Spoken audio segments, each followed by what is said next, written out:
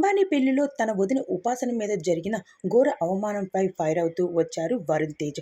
ఒంటి నిండా కప్పుకొని పదారణాల తెలుగమ్మాయిగా ఎంతో సాంప్రదాయంగా చీర కట్టుకున్న నా వదినది తప్ప దాన్ని మీరు వెకిల్లి నవ్వులు నవ్వడమా? మరి సగం సగం బట్టలతో ఉండే మిమ్మల్ని చూసి ఎవరైతే వెకిల్లి నవ్వులు నవ్వడం లేదో మీకు తెలుసా అంటూ వరుణ్ అయితే ఫైర్ అవుతూ వచ్చారు. ఉపాసన కొనదలి ఎప్పుడు సాంప్రదాయంగా అచ్చమైన ఆడపడుచులా ఎలాంటి ఫంక్షన్ అయినా ఈవెంట్ కన్నా హాజరవుతూ ఉంటుంది. ఎంత పెద్దింటి అమ్మాయో ఎంత సాంప్రదాయంగా అణిగి మణిగి ఉంటుంది. వివరాల్లోకి వెళ్తే అంబానీ ఇంట పెళ్ళైన సంగతి తెలిసిందే. ఈ పెళ్లికి బాలీవుడ్, టాలీవుడ్, కోలీవుడ్ అని తేడా లేకుండా అందరూ విచ్చేశారు. ఎవరి స్టేటస్కి ఎవరు తగ్గట్టు ఎవరికి నచ్చినట్టు వాళ్ళు రెడీ అయ్యి విచ్చేశారు.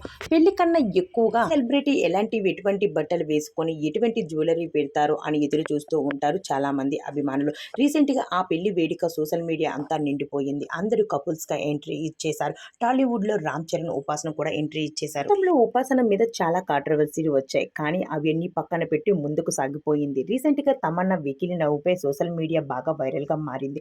ఉపాసన ఎప్పటికప్పుడు ట్రోలింగ్స్కి గురవుతూనే ఉంటారు. అంబానీ పెళ్లిలో ఉపాసన సింపుల్గా, ట్రెడిషనల్గా ఒక చైన్ లాకెట్తో సింపుల్గా పెళ్లికి విచ్చేశారు. ఆ లుక్స్ మాత్రం అంబానీ పెళ్లిలో ఏమాత్రం సరిపోలేదన్నట్టు కాజల్, తమన్నా సైతం నవ్వడం, ఉపాసన కొనిదల ఎవరో తెలియని అమ్మాయిలా ఇగ్నోర్ చేయడం అన్నది అందరినీ బాధించి రామ్ చరణ్ అభిమానులు సైతం ఫైర్ అయ్యేలా చేసింది.